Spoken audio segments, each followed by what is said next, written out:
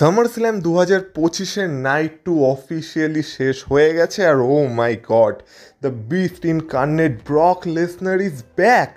মানে অবশেষে finally Brock Lesnar actually ডাব্লিউডাব্লিউইতে রিটার্ন করেছে। আর একটা মুহূর্তের জন্য এটা একটু অবাস্তব তো লাগছেই, কিন্তু হ্যাঁ, ব্রক লেসনারের রিটার্ন বিশাল বড় রিটার্ন হয়েছে। এটা আমরা হয়তো কেউ কল্পনা করতে পারিনি, যত রিউমার চলছিল, রিপোর্ট আসছিল, কিন্তু অ্যাকচুয়ালি ব্রক লেসনার যতক্ষণ ডাব্লিউডাব্লিউইতে রিটার্ন করছিল না ততক্ষণ এটাকে অবাস্তবই মনে হচ্ছিল। তো ব্রক লেসনারের রিটার্নে আমরা আনন্দ পেয়েছি। এরপর ব্রক লেসনারের আমরা আরও অনেক ম্যাচ হয়তো দেখতে পাবো ডাব্লিউডাব্লিউইতে। কিন্তু এই আনন্দটা তো আমাদের হচ্ছে, কিন্তু এই আনন্দের মাঝে কি কিছু ডিসঅ্যাপয়েন্টমেন্টও লুকিয়ে আছে? আর অ্যাকচুয়ালি কি সব কিছু পারফেক্টলি সেন্স বানাচ্ছে? সেটা নিয়ে কথা হবে এই ভিডিওতে, আর তার সাথে নাইট 2 এর কথা তো বলবোই। তো ভিডিওটা পুরোটা দেখো, স্কিপ করো না, কারণ তোমরা দেখছো wrestle entertainer. So let's start the entertainment.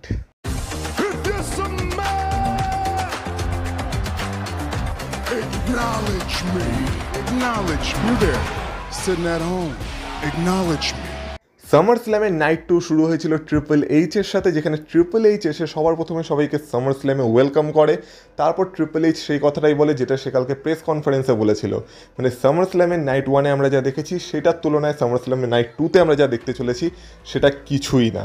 মানে আসল খেলা তো সামারস্ল্যামের নাইট 2-তেই হতে চলেছে। এইভাবে নাইট 2-কে ট্রিপল এইচ হাইপ করে, আর লাস্টে ট্রিপল এইচ বলে আর ইউ রেডি। আর এইভাবেই শুরু হয় সামারস্ল্যামের নাইট 2, যেখানে প্রথম ম্যাচই ছিল ট্রিপল থ্রেট ম্যাচ, যেখানে রিয়া রিপ্লি, ইও স্কাই আর নাওমির মধ্যে ম্যাচটা হওয়ার কথা ছিল। এবার সবার প্রথমে রিয়া রিপ্লির এন্ট্রেন্স হয়, তারপর ইও স্কাইয়ের এন্ট্রেন্স হয়, সবার লাস্টে আমরা দেখতে পাই নাওমির এন্ট্রেন্স হয়, যেখানে এন্ট্রেন্সে নাওমির বাবা নাওমির থিম সঙ্গে গিটার বাজাচ্ছিল। তো সেটা একটা ভালো মোমেন্ট ছিল, নাওমি একটা স্পেশাল মোমেন্ট পেয়েছে সামারস্ল্যামে। তারপর এদের মধ্যে ম্যাচটা শুরু হয়। এবার যেমন আমরা এদের থেকে এক্সপেক্ট করেছিলাম, এই ম্যাচটা অবশ্যই সেরকমই ডেলিভার করেছে। আর মানে ওপেনিং ম্যাচ ছিল, অবশ্যই ম্যাচটাকে ভালো হতেই হতো।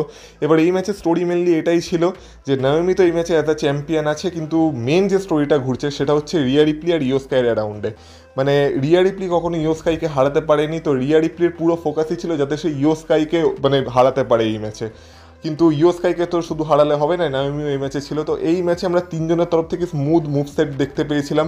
মানে কোনো অংশে মনে হয়নি যে ম্যাচটা কোনো অংশে ঝোলাচ্ছে বা ম্যাচটা কোনো অংশে মানে আন্ডার পারফর্ম করছে। যেমন আমরা এই ম্যাচটা থেকে এক্সপেকটেশন লাগিয়েছিলাম, এই ম্যাচটা সেরকম ডেলিভারও করেছে। এই ম্যাচে আমরা রিয়া রিপ্লির তরফ থেকে ডমিনেন্স দেখতে পাই, নাওমির তরফ থেকে ব্রুটালিটি দেখতে পাই, আর ইও স্কাইয়ের তরফ থেকেও ভালো ভালো হাই ফ্লাইং মুভ দেখতে পাই। আর সব কটা মুভি স্মুথ ছিল, কিন্তু ম্যাচের একটা মোমেন্টে মনে হয়েছিল যে হয়তো রিয়া রিপ্লি এই ম্যাচটা অ্যাকচুয়ালি জিততে চলেছে। মানে রিয়া রিপ্লি পুরোপুরি এই ম্যাচে ডমিনেট করতে শুরু করে দিয়েছিল ম্যাচটা শেষ হতে হতে। কিন্তু যেমন বললাম, এই ম্যাচের স্টোরি এটার অ্যারাউন্ডে চলছিল যে রিয়া রিপ্লি কি অবশেষে ইও স্কাইকে হারাতে পারবে। আর লাস্টের দিকে মনে হয় রিয়া রিপ্লি সেই দিকেই একটু বেশি ফোকাস দিয়ে ফেলেছিল, কারণ রিয়া রিপ্লি লাস্টে যখন ইও স্কাইকে তার ফিনিশার লাগিয়ে দেয় তখন দেখে মনে হয় রিয়া রিপ্লি ম্যাচটা জিতেই গেছে। কিন্তু রিয়া রিপ্লিও হয়তো ভুলে গেছিলো যে এই ম্যাচে তারা দুইজন না, নাওমিও আছে। আর সেই সুযোগটাকেই নাওমি কাজে লাগিয়েছিল, আর নাওমি পেছন থেকে এসে রিয়া রিপ্লিকে রোল আপ করে পিন করে দেয়। আর এইভাবে সেটা চ্যাম্পিয়নশিপ এই ম্যাচে সাকসেসফুলি রিটেন করে নিয়েছে। আর তারপর রিয়া রিপ্লির মুখেও আমরা ডিসঅ্যাপয়েন্টমেন্ট দেখতে পাচ্ছিলাম, কারণ সেও হয়তো একটা মোমেন্টে ভুলে গেছিলো যে এটা তার আর ইও স্কাইয়ের মধ্যে 1-on-1 ম্যাচ চলছে না। এই ম্যাচে শুধু ইও স্কাইকে হারালেই হবে না, নাওমিকেও হারাতে হতো, কিন্তু সেখানেই সে ব্যর্থ হয়েছে। কিন্তু সামারস্ল্যামের ওপেনিং হিসেবে, মানে সামারস্ল্যাম নাইট 2 এর ওপেনার হিসেবে এই ম্যাচটা একটা দুর্দান্ত ম্যাচ ছিল। আর এই ম্যাচে আমার প্রেডিকশনও ঠিক হয়ে গেছে, সেটা একটা আলাদাই লেভেলের স্যাটিসফ্যাকশন দিয়েছে আমাকে। নেক্সট ম্যাচ ছিল টিএলসি ম্যাচ, যেই ম্যাচে এই মুহূর্তে ডাব্লিউডাব্লিউই ট্যাগ টিম ডিভিশনের 6টা বেস্ট টিম কম্পিট করছিল। আর আমি তোমাদের যেমন বলেছিলাম যে এই ম্যাচটাই হয়তো সামারস্ল্যামের one of the best match হতে চলেছে। আর actually this is one of the best match in entire SummerSlam 2025। মানে এই ম্যাচে এই 6টা টিম যেটা করে দেখিয়েছে সেটা অ্যাকচুয়ালি অবাস্তব। এই ম্যাচের শুরুতে আমরা ডাডলি বয়েস আর হার্ডি বয়েসকেও দেখেছিলাম, কারণ তাদেরও হিস্ট্রি আছে সামারস্ল্যামে একটা ভালো টিএলসি ম্যাচ ডেলিভার করার। তো এই ম্যাচে আমরা বহুত ব্রুটাল স্পট দেখতে পেয়েছি। যেহেতু টিএলসি ম্যাচ ছিল, চেয়ারের ব্যবহার হয়েছে, টেবিলের ব্যবহার হয়েছে, ল্যাডার্সের ব্যবহার হয়েছে, কিন্তু টেবিলের স্পট এই ম্যাচে ভরে ভরে ছিল। মানে এই ম্যাচে মানে প্রায় প্রত্যেকটা টিম মেম্বারই মনে হয় টেবিলের উপর পড়েছে। কিন্তু সব থেকে ব্রুটাল স্পট সেটা ছিল যেখানে আমরা দেখতে পেয়েছিলাম যে আমাদের আঙ্কেল হাউডি এই ম্যাচে আর কি ইন্টারফেয়ার করেছিল, কারণ তার টিম এই ম্যাচে প্রায় হেরেই যাচ্ছিল, সে ইন্টারফেয়ার না করলে হয়তো হেরেও যেত। কিন্তু যখন ডিআইওয়াই আর কি ল্যাডারের উপরে ছিল আর রিংয়ের বাইরে আর কি 4টে টেবিল, মানে একটার উপর একটা করে দুটো দুটো করে 4টে টেবিল সেট করা ছিল, আর সেখান থেকে আঙ্কেল হাউডি যখন তাদেরকে ল্যাডার থেকে ফেলে তারা এসে ওই টেবিলের উপর পড়ে, সেটা একটা সত্যি ব্রুটাল স্পট ছিল। এই ম্যাচের আর একটা ব্রুটাল স্পট ছিল যখন আমরা দেখতে পাই যে প্রত্যেকটা টিমের না 3টে টিমের যে ফিমেল মেম্বাররা, মানে বি ফ্যাব, নিকি ক্রস আর ক্যান্ডেস লেরে, এরা ইন্টারফেয়ার করতে শুরু করে দেয় এই ম্যাচের মাঝখানে। আর ক্যান্ডেস লেরে তো ভাবে যে তার টিমের জন্য সেই চ্যাম্পিয়নশিপগুলোকে পেরেনি, কিন্তু সে যখন চ্যাম্পিয়নশিপগুলোকে পারতে ওঠে তখন নিচ থেকে নিকি ক্রস আর বি ফ্যাব তাকে ল্যাডার থেকে ফেলে দেয়, আর বাইরে আরেকটা ল্যাডার সেট আপ করা ছিল, সেইখানে গিয়ে ক্যান্ডেস লেরে পড়ে আর তারপর ল্যাডারটা ভেঙে যায়। মানে সত্যি ক্যান্ডেস লেরেকেও হ্যাটস অফ যে সে এই বাম্পটা নেওয়ার জন্য রেডি ছিল, আর এইটাও এই ম্যাচটাকে একটা অন্যই মাত্রা দিয়ে দিয়েছে। বাকি যেমন বললাম টেবিলের স্পট তো ভরে ভরে ছিল, সবাই টেবিলের উপর একে অপরকে ফেলছিল, আর লাস্টে আমরা দেখতে পাই যে যেমন আমরা ভেবেছিলাম যে অ্যান্দ্রাদে আর রে ফিনিক্স হয়তো এই ম্যাচটা জিতে যেতে পারে, যদিও সেখানে আমার প্রেডিকশন ভুল হয়েছে, কিন্তু লাস্টে অ্যাকচুয়ালি হোয়াইট সিক্স আর অ্যান্দ্রাদে আর রে ফিনিক্সই বেঁচে ছিল। কিন্তু সেখানে আমরা দেখতে পাই যে হোয়াইট সিক্স অ্যান্দ্রাদে আর রে ফিনিক্সের খেলা শেষ করে দেয়, আর লাস্টে আঙ্কেল হাউডি আর তার পুরো টিমের সাহায্য নিয়ে হোয়াইট সিক্সের মেম্বাররা এই ল্যাডার চড়ে সে চ্যাম্পিয়নশিপটাকে পেরে নেয় আর নিজেদের চ্যাম্পিয়নশিপ রিটেনও করে নেয়।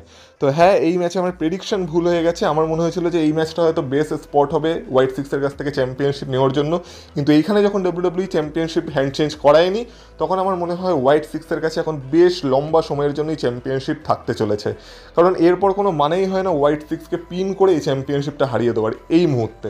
তো আমার মনে হয় হোয়াইট সিক্সের কাছে একটা লম্বা চ্যাম্পিয়নশিপ রিং আসতে চলেছে, কিন্তু এই ম্যাচটা যেমন বললাম এই নাইটের হয়তো one of the best match ছিল, আর সামার স্ল্যামেরও এই বছরের one of the best match ছিল, যেটা বছরের পর বছর ধরে মনে রাখা হবে, সেরকমই এই ম্যাচটা ডেলিভার করেছে, মানে কোনো টিমই আমাদেরকে ডিসঅ্যাপয়েন্ট করেনি। নেক্সট ম্যাচ ছিল বেকি লিঞ্চ ভার্সেস লাইরা ভ্যালকাইরিয়ার মধ্যে intercontinental championship match, no disqualification, no count out match. এবার এই ম্যাচটাকে আমি শুধু একটা কথাই বলবো, এই ম্যাচের টাইমিংটা না এই ম্যাচটাকে বরবাদ করে দিয়েছে, কারণ actually this is a great match. মানে এই ম্যাচটার যদি কথা বলা হয়, এই ম্যাচে লায়রা ভ্যালকাইরিয়া আর বেকি লিঞ্চ তাদের পুরো লিমিট অবধি গেছে। মানে প্রথম কথা, যেমন এই ম্যাচটা ছিল যে no count out no disqualification, সেরকমই ম্যাচটা ডেলিভার করেছে। লায়রা ভ্যালকাইরিয়া ক্রোবার নিয়ে চলে আসছিল ভাই এই ম্যাচে বেকি লিঞ্চকে মারতে, তাছাড়া প্রত্যেকটা ওয়েপন যেমন কেন্ডো স্টিক, চেয়ার, টেবিল, সব কিছু এই ম্যাচে ব্যবহার হয়েছে, টুল বক্স, চেন, মানে কি ছিল না এই ম্যাচে, ফায়ার এক্সটিংগুইশার। কিন্তু এই ম্যাচে আমরা ক্রাউডের তরফ থেকে কোনো ইনভলভমেন্ট সেইভাবে দেখতেই পাইনি, যদিও এই ম্যাচে কিছু ব্রুটাল স্পট আমরা দেখতে পেয়েছি, আর তার কারণ একটাই ছিল, কারণ জাস্ট এই ম্যাচটার আগে আমরা একটা এত ব্রুটাল টিএলসি ম্যাচ দেখেছিলাম। তো এখানে ক্রাউডেরও খুব একটা দোষ দেওয়া যাবে না, কারণ তাদেরও এনার্জির একটুখানি মানে বাঁচিয়ে রাখতে হবে অন্যান্য ম্যাচের জন্য। তো এই ম্যাচে যেন ক্রাউড একটু ডেড ছিল, কিন্তু যেমন বললাম ক্রাউড ডেড ছিল বলে যে এই ম্যাচটা বাজে হয়েছে সেটা একদমই না।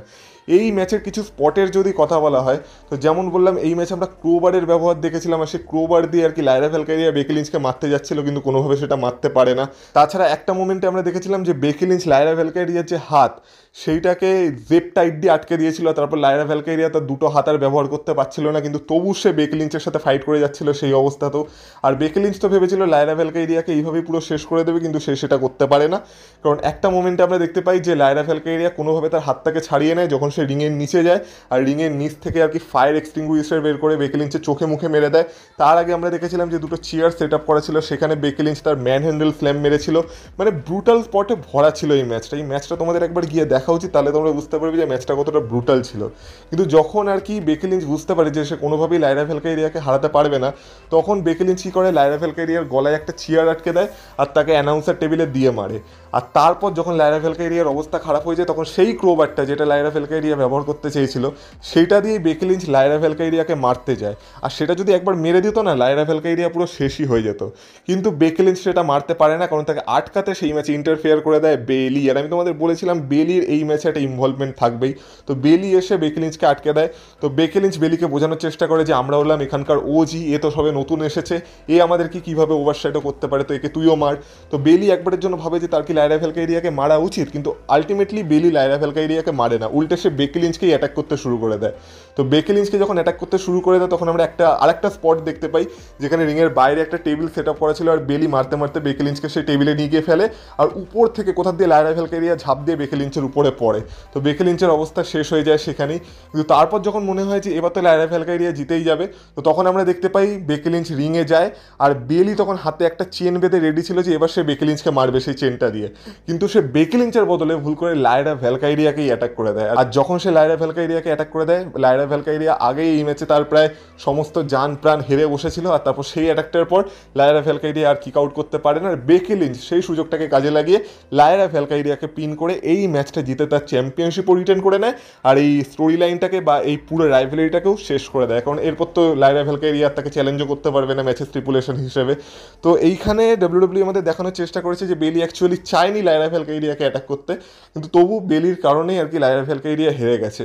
এবার আমার যতদূর মনে হচ্ছে এখান দিয়ে হয়তো লায়রা ভ্যালকাইরিয়া একটা ছোটোখাটো ব্রেকে যেতে পারে, আর আপাতত আমরা বেকি লিঞ্চ আর বেলির মধ্যেই চ্যাম্পিয়নশিপটার জন্য একটা রাইভেলারি দেখতে পেতে পারি। কারণ এখনও বেলির কিন্তু অফিসিয়ালি হিল টার্ন হয়নি, কিন্তু আমার মনে হয় আলটিমেটলি যখন লায়রা ভ্যালকাইরিয়া ফিরে আসবে তখন হয়তো বেলির কাছে চ্যাম্পিয়নশিপটা চলে আসতে পারে কোনোভাবে, আর তারপর তাদের মধ্যে কোনো একটা স্টোরি লাইন দেখা যেতে পারে, কিন্তু সেটা পরের কথা, সেটা নিয়ে পরে আলোচনা হবে।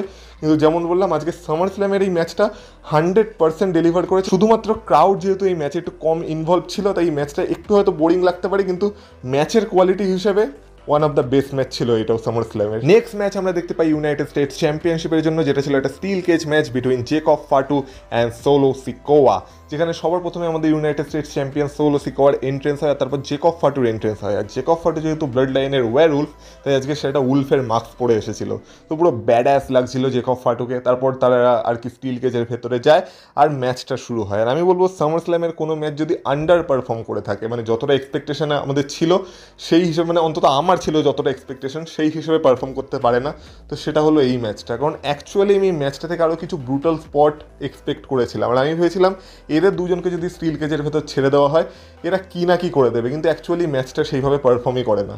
এবার এটাকে সোলো সিকোয়ার ক্যারেক্টারের জন্য বলো, যে সে নিজেকে একটু ভীতু দেখাতে চাইছে, আর সে যতটা সম্ভব এই ম্যাচটা থেকে পালিয়ে বাঁচতে চেয়েছে, সেই কারণে হয়েছে, বা যাই বলো না কেন, কিন্তু এই ম্যাচটা আন্ডার পারফর্ম তো করেছে।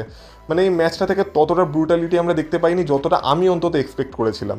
তো যাই হোক না কেন, এই ম্যাচটা শুরু হয়, আর যেমন বললাম যে এখানে সোলো সিকোয়া একটু ভয় ভয় পাচ্ছিল জেকব ফাটুকে। তো প্রথমে তো আমরা জেকব ফাটু আর সোলো সিকোয়ার মধ্যে ফাইট দেখতে পাই, যেখানে জেকব ফাটুর পাল্লাই কিছুটা ভারী ছিল, কিন্তু তারপর আমরা দেখতে পাই এই ম্যাচে জেকব ফাটুকে মানে মেরে ধরে সবসময় সোলো সিকোয়া দরজা থেকে পালাতে চায়, রেফারিকে দরজা খুলতে বলে, আর 14 বার করে দরজা থেকে পালানোর চেষ্টা করে সোলো সিকোয়া, কিন্তু জেকব ফাটু প্রত্যেকবারই তাকে আটকে দেয়।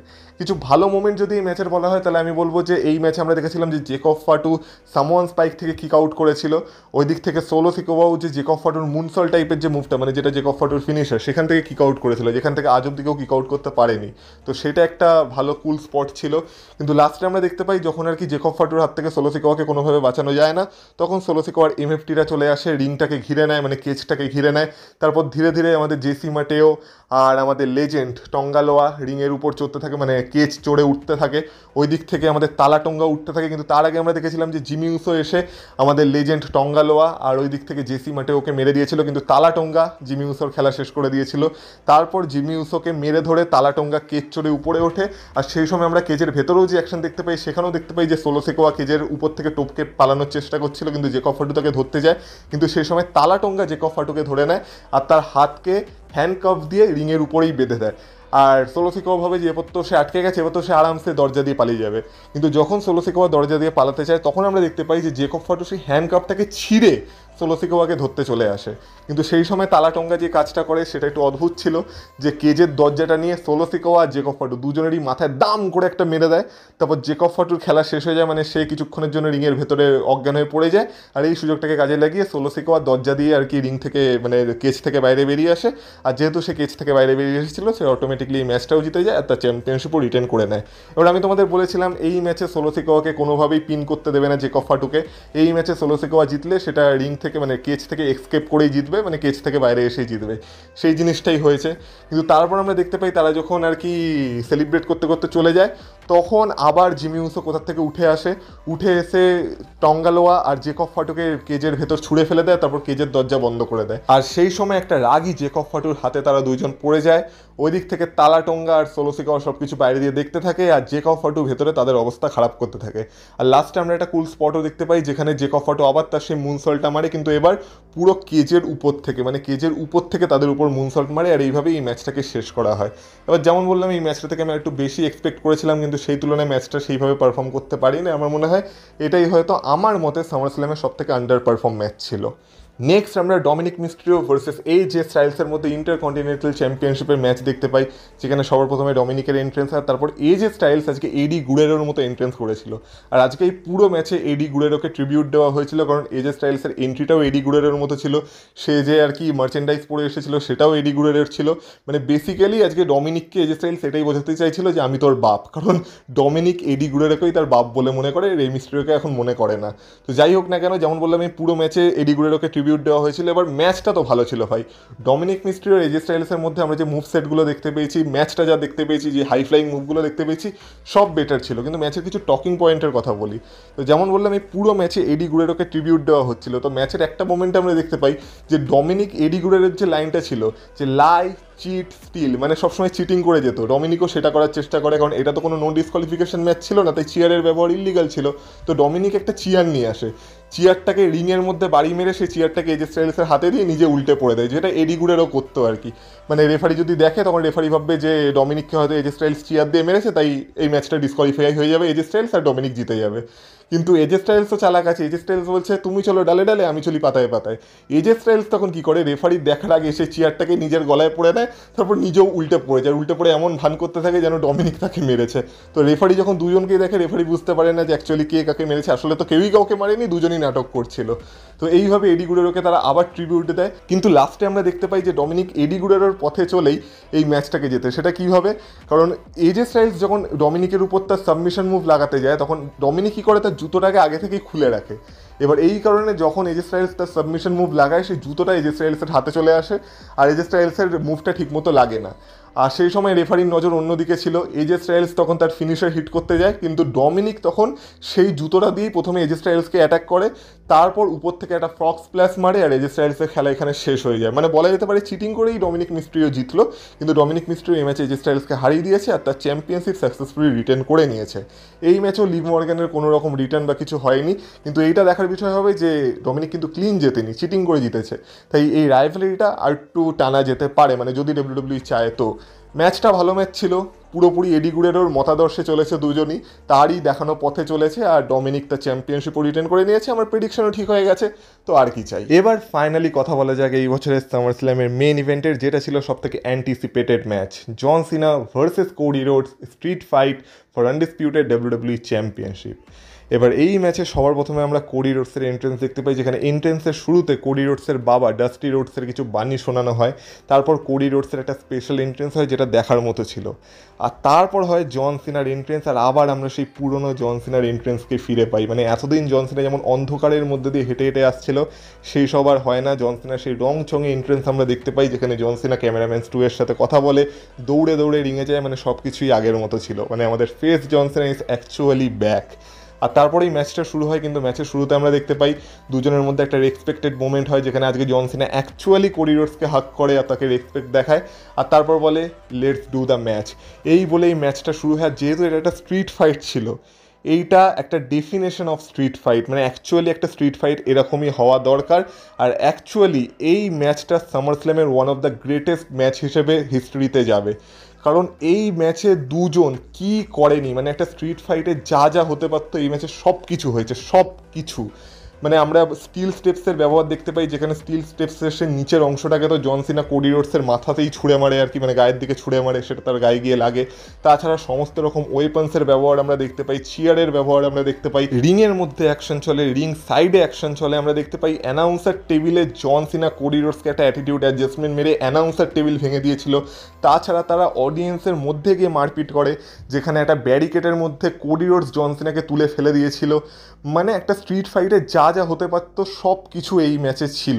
তাছাড়া এরকম অডিয়েন্সের মধ্যে মারপিট করতে করতে একটা সময় আমরা দেখতে পাই যে তারা দুজন স্টেজের নিচে চলে যায়, আর যেই লিফটটায় করে আর কি আমাদের কোডি রোডস এন্ট্রেন্স করেছিল, সেই লিফটে জন সিনা কোডি রোডসকে কাঁধে নিয়ে ওঠে। মানে সেইটা one of the best moment ছিল এই ম্যাচের, মানে ভিজুয়ালিও, আর এই সব মোমেন্ট অ্যাকচুয়ালি মানে অনেক সময়ের জন্য মনে রাখা হয়। তো সেখানে আমরা দেখতে পাই যখন লিফটটা পুরোপুরি উঠে যায়, তখন জন সিনা কংক্রিটের ফ্লোরে আমাদের কোডি রোডসকে একটা অ্যাটিটিউড অ্যাডজাস্টমেন্ট মেরে দেয়, আর তারপর কোডি রোডসের সেই বডিটাকে নিয়ে রিংয়ের মধ্যে যায়, মানে কাঁধে করে নিয়ে রিংয়ের মধ্যে যায়। তার আগে আমরা অনেক মোমেন্টে দেখেছিলাম যে জন সিনার থেকে আমরা অ্যাটিটিউড অ্যাডজাস্টমেন্ট দেখেছিলাম, কিন্তু কোডি রোডস কিক আউট করেছিল। কোডি রোডসের তরফ থেকে আমরা ক্রস রোডস দেখেছিলাম, জন সিনা কিক আউট করেছিল।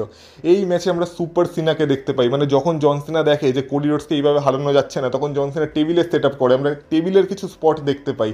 তো একটা সময় আমরা এটাও দেখতে পাই যে জন সিনা কোডি রোডসকে সবার প্রথমে একটা অ্যাটিটিউড অ্যাডজাস্টমেন্ট মারে, তারপর মানে টপ রোপ থেকে একটা অ্যাটিটিউড অ্যাডজাস্টমেন্ট মারে, তাও টেবিলের উপর, যাতে কোডি রোডসকে হারাতে পারে। কিন্তু সেখানেও কোডি রোডসকে সে হারাতে পারে না, মানে কোডি রোডস সেখান থেকেও কিক আউট করে।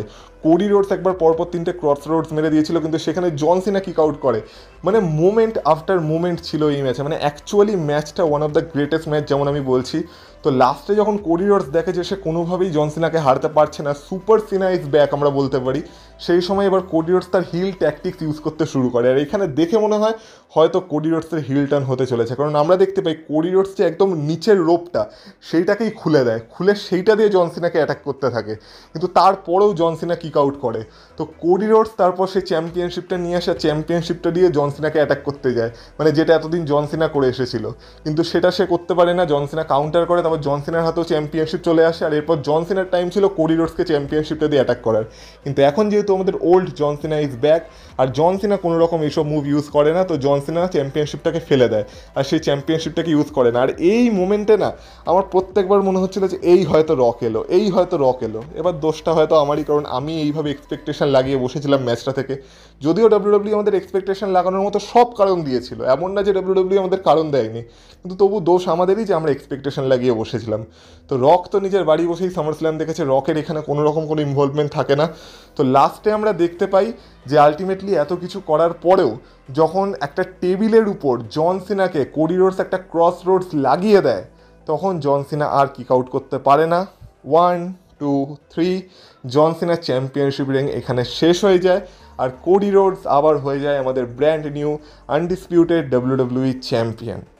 এবার এই ম্যাচের প্রথম রিয়াকশন আমার কী ছিল সেটা আমি বলছি। প্রথমত, যেহেতু রকের এখানে কোনো রকম ইন্টারফিয়ারেন্স হয় না, কারো কোনো রকম ইন্টারফিয়ারেন্স হয় না, ম্যাচটা পুরো নর্মাল একটা যাকে বলে যে ফেয়ার ম্যাচ চলেছে। আমি বলেছিলাম যদি ফেয়ার ম্যাচ চলে তাহলে কোডি রোডসের কাছে কোনো চান্সই নেই, এখানে আমি ভুল প্রমাণিত হয়েছে, কারণ অ্যাকচুয়ালি একটা ফেয়ার ম্যাচেই কোডি রোডস জন সিনাকে ক্লিন হারিয়ে দিয়েছে।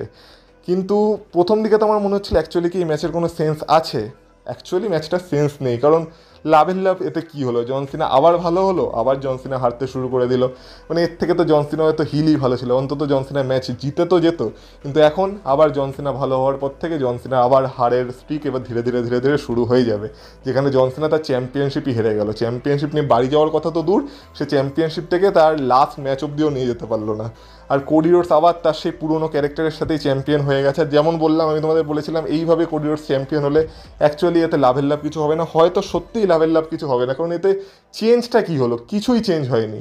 জন সিনা আবার ফেস ক্যারেক্টারে ফিরে এলো, কোডি রোডস আবার সেই তার পুরনো ক্যারেক্টারের সাথেই চ্যাম্পিয়ন হলো। তো আবার হয়তো তার সেই বোরিং চ্যাম্পিয়নশিপ রিং শুরু হয়ে যেতে পারে, কিন্তু আমি এখনই আমি কোডি রোডসকে ক্রিটিসাইজ করতে চাইছি না। আমি তো উল্টে চাই এবার যেন অ্যাকচুয়ালি কোডি রোডস সাকসেস পাক, কারণ অনেকে বলিদান দিয়েছে কোডি রোডসের পেছনে। আমরা যদি দেখি, সবার প্রথমে ব্রক লেসনারের বলিদান দিয়ে শুরু হয়েছিল, ব্রক লেসনার কোডি রোডসকে ওভার করেছিল, তারপর রোমান রিন্স তার চ্যাম্পিয়নশিপ হারলো কোডি রোডসের কাছে, তারপর আমরা দেখতে পেলাম যে র্যান্ডি অর্টন কোডি রোডসের জন্য নিজের বলিদান দিয়েছিল, জন সিনা তার হিল ক্যারেক্টারেরও বলিদান দিল, উল্টে তার এই লাস্ট চ্যাম্পিয়নশিপ রিংয়েরও বলিদান দিল শুধুমাত্র কোডি রোডসকে ওভার করার জন্য। আর এতজন যখন কোডি রোডসকে ওভার করার জন্য নিজেদের বলিদান দিচ্ছে, আমি অ্যাকচুয়ালি চাই এবার যেন কোডি রোডস সেই জায়গাটা অ্যাকচুয়ালি পাক যেটা ডাব্লিউডাব্লিউ তাকে দেওয়ার চেষ্টা করছে। এবার সেটা কীভাবে হবে আই ডোন্ট নো, আমি কোনো এক্সপেকটেশনও রাখতে চাইছি না, কিন্তু আমি অ্যাকচুয়ালি চাই এই এতজনের বলিদান যেন বিফলে না যায়, আর কোডি রোডসকে দিয়ে যেটা ডাব্লিউডাব্লিউ করতে চাইছে সেটা যেন সে করতে পারে। কারণ দেখো, এইটা তো সত্যি যে কোডি রোডস তো কোনো আলতু ফালতু সুপারস্টার না যে যাকে চ্যাম্পিয়ন বানিয়ে দিলে সেটা আমাদের খুব ডিসঅ্যাপয়েন্ট করবে। কিন্তু হ্যাঁ, যেটা তার মধ্যে বোরিং লাগে সেটা হচ্ছে তার সেই ভালো মানুষের ক্যারেক্টার, যার জন্য আমিও কোডি রোডসকে পৃথিবীর সব থেকে ভালো মানুষ বলি। কিন্তু এখন যখন এত সুপারস্টারের বলিদানের পর আলটিমেটলি ডাব্লিউডাব্লিউ কোডি রোডসকেই দেখছে অ্যাজ নেক্সট বিগ ফেস, আর যখন তার হিল টার্নও হলো না, যেখানে পুরো স্টেজ সেট করা ছিল তার হিল টার্নের জন্য, সেখানে তার কোনো হিল টার্ন হলো না, তখন বোঝাই যাচ্ছে যে এর মধ্যে তো কোডি রোডসের কোনো হিল টার্ন আর সম্ভব না।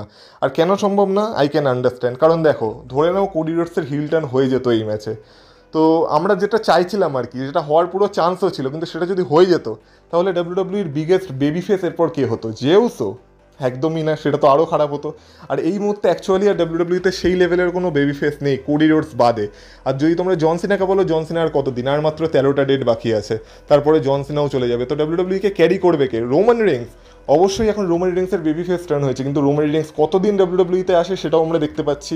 তো ডাব্লিউডাব্লিউকে টেনে নিয়ে যাওয়ার জন্য তো একটা বেবি ফেস দরকার, আর আমার মনে হয় সেই জবটার জন্যই কোডি রোডসকে রাখা হয়েছে, আর সেই কারণেই কোডি রোডসেরও এই মুহূর্তে হিল টার্ন করানো যাচ্ছে না। কিন্তু তারপর আমরা যখন দেখি যে এই সবের পর জন সিনার কি ডিসঅ্যাপয়েন্টেড থাকে, সবাই জন সিনাকে থ্যাংক ইউ সিনা বলে চ্যান্ট করতে থাকে, কারণ যেহেতু এটাই জন সিনার লাস্ট সামার স্ল্যাম ম্যাচ ছিল। কোডি রোডস সেখান থেকে চলে যায়, যখন মনে হয় সামার স্ল্যাম এবার শেষ হতে চলেছে, সেই সময় বেজে ওঠে ব্রক লেসনারের theme song, and yes, the beast incarnate Brock Lesnar is back. আর আমরা দেখতে পাই ব্রক লেসনার ফিরে আসে, আর এরপর ব্রক লেসনার সেই দাড়ি গোঁফ নিয়েই ফিরেছে, কিন্তু সেই হাসি খুশি ব্রক লেসনারটা আর নেই। এবার দেখে মনে হচ্ছে ব্রক লেসনারের মধ্যে একটা খিদে আছে, ব্রক লেসনার কিছু করতে চাইছে, কিন্তু সে এসে কী করলো, জন সিনাকে একটা F5 মেরে দিল, আর একটা স্টেটমেন্ট দিয়ে দিল যে জন সিনার জন্য সে হাসছে। কিন্তু এবার কথা হলো এটাই যে এটার কি কোনো সেন্স হচ্ছে, মানে ব্রক লেসনারের এখানে এসে লাভটা কী হলো? হ্যাঁ মানছি জন সিনার ফেয়ারওয়েল ট্যুর চলছে, জন সিনাকে বড় বড় অপোনেন্ট দিতে হবে, তো অ্যাকচুয়ালি যদি জন সিনার ব্রক লেসনারের ম্যাচ করাতেই হতো, সেটা তো চ্যাম্পিয়নশিপের জন্য করানো যেতে পারতো, কিন্তু হয়তো ব্রক লেসনারকে চ্যাম্পিয়নশিপ দিতে চাইছে না ডাব্লিউডাব্লিউ এই মুহূর্তে। আর জন সিনার ব্রক লেসনারের ম্যাচ হলে তো ব্রক লেসনারের জেতার চান্সই বেশি, কারণ জন সিনা আবার বেবি ফেস হয়ে গেছে, আর সে এখন পরপর ম্যাচ হারতেই থাকবে। ওই দিক থেকে কোডি রোডসও সেই তার ফেস ক্যারেক্টার নিয়ে আবার চ্যাম্পিয়ন হয়ে গেল, যেটা নিয়ে আমি বলছি যে আমি এই মুহূর্তে ক্রিটিসাইজ করতে চাইছি না, কিন্তু আমার সেরকম কোনো এক্সপেকটেশনও নেই কোডি রোডসের থেকে। আর আমি শুধু চাই যেন সে সাকসেস করুক, আর এরপর এই যে চ্যাম্পিয়নশিপ রানটা আসতে চলেছে সেটা যেন ভালো হয়, দেখার মতো হয়, আমি শুধু এইটুকুই চাইছি। কিন্তু যদি ব্রক লেসনারের রিটার্ন করাতেই হতো, ম্যাচের ভেতরেই করিয়ে দিত, আর এখানে ম্যাচের ভেতরে না হয় কোডি রোডসকে একটু সাহায্যই করে দিত, কারণ কোডি রোডস তো তার হিল ট্যাকটিক্স ইউজ করছিলই। কিন্তু ম্যাচের পরে ব্রক লেসনার এলো, আর তার জনসনের সাথে কী ঝামেলা আছে, কী হিস্ট্রি আছে, মানে অবশ্যই হিস্ট্রি তো আছে, কিন্তু এই রিসেন্ট হিস্ট্রি কী আছে সেটা আমার মাথায় ঢুকছে না এই মুহূর্তে, কিন্তু তবু সে জন সিনাকে চাইছে। আর এইখানে কাউকে দোষারোপ করার আগে এটাও আমাদের মাথায় রাখতে হবে, যেটা ট্রিপল এইচ বলেছে যে জন সিনা অ্যাকচুয়ালি তার এই ফেয়ারওয়েল ট্যুরে একটা উইশ লিস্ট বানিয়েছিল, যে সেই ফেয়ারওয়েল ট্যুরে কাকে কাকে ফেস করতে চায়, আর ট্রিপল এইচ বলেছিল এটা জন সিনার লাস্ট চ্যাপ্টার, সে যেইভাবে লিখতে চায় সেইভাবে লিখতে পারে, তো তার উইশ লিস্টে ব্রক লেসনারের নাম ছিল। তো সেই কারণে ব্রক লেসনারের জন সিনার ম্যাচ হচ্ছে। এবার ব্রক লেসনারের রিটার্নের পর অনেক কন্ট্রোভার্সিও হয়ে গেছে, এক দল চাইছে যে ব্রক লেসনারের রিটার্ন কেন হলো, আরেক দল তো হেভি হ্যাপি যে ব্রক লেসনারের রিটার্ন হয়ে গেছে। এবার দেখো ব্রক লেসনারের রিটার্নে যারা হ্যাপি হয়নি তারাও দুভাগে ভাগ হয়ে গেছে, একটা দল ভাগ হয়ে গেছে যে অ্যাকচুয়ালি এটা কোনো সেন্স বানাচ্ছে না স্টোরি লাইনে, সেই কারণে। আর একটা দল তো সেই তার উপর যে কেস চলছিল সেই কেসের জন্য আর কি তাকে হেট করতে শুরু করে দিয়েছে। তো ব্রক লেসনারকে নিয়ে একটা সেপারেট ভিডিও বানাবো, যেখানে সমস্ত কন্ট্রোভার্সিকে অ্যাড্রেস করবো, সেই ভিডিওতে ডিটেলসে সেটা নিয়ে কথা বলবো। কিন্তু আপাতত সামার স্ল্যামের নাইট 2 এখানেই শেষ হয়েছে। আর লাস্ট টাইম শুধু একটা কথাই বলবো, এইবারের সামার স্ল্যাম অ্যাকচুয়ালি ভালো সামার স্ল্যাম ছিল, মানে এমন না যে সামার স্ল্যাম খারাপ ছিল, এলিমেন্ট সব কিছু ছিল। আমি বলবো প্লেসমেন্ট হয়তো ভুল হয়ে গেছে, মানে কোথাও যেন সেই সেন্সটা লাস্টের দিকে এসে হলো না। আর লাস্টের দিকে আমাদের যতটা এক্সাইটেড হওয়ার কথা ছিল আমরা হয়তো সেই লেভেলের এক্সাইটেড হতে পারলাম না। আর ব্রক লেসনারের রিটার্নটাও সেই কারণেই যেন যতটা ইম্প্যাক্ট ফেলার কথা ছিল ফেলেছে, অবশ্যই যেহেতু ব্রক লেসনারের রিটার্ন ইম্প্যাক্ট তো ফেলবেই, কিন্তু তবু যেন কোথাও না কোথাও একটা আন্ডারওয়েলমিং থেকে গেল ব্রক লেসনারের রিটার্নটা। তো এটাই ওভারঅল আমি সামার স্ল্যামকে নিয়ে বলবো, গ্রেট পেপার ভিউ, সারপ্রাইজ ছিল, সব কিছুই ছিল, কিন্তু প্লেসমেন্ট যেন কোথাও না কোথাও একটু মানে গন্ডগোলের হয়ে গেছিলো। যাই হোক না কেন, তোমাদের সামার স্ল্যামের এই নাইট 1 নাইট 2 কেমন লাগলো অবশ্যই কমেন্ট বক্সে কমেন্ট করে বলো। নাইট 2কে নিয়ে তোমাদের মতামত কি সেটা অবশ্যই বলো, ব্রক লেসনারকে নিয়ে মতামত কি সেটা বলো, কোডি রোডসের নতুন চ্যাম্পিয়ন হওয়ায়, জন সিনার হেরে যাওয়ায় তোমাদের রিয়াকশন কি অবশ্যই সেগুলো জানিও। আর ভিডিওটা ভালো লেগে থাকলে ভিডিওটা তো অবশ্যই সেটা লাইক করে দিয়েছো, আর এই চ্যানেলে নতুন হয়ে থাকলে চ্যানেলটাকে সাবস্ক্রাইব করে দিয়ে যাও। আর বাকি তোমাদের সাথে কথা হবে আবার পরের ভিডিওতে, হাইপ বাটনটা ক্লিক করে দিও। আর ততক্ষণ তোমরা ভালো থেকো, টাটা।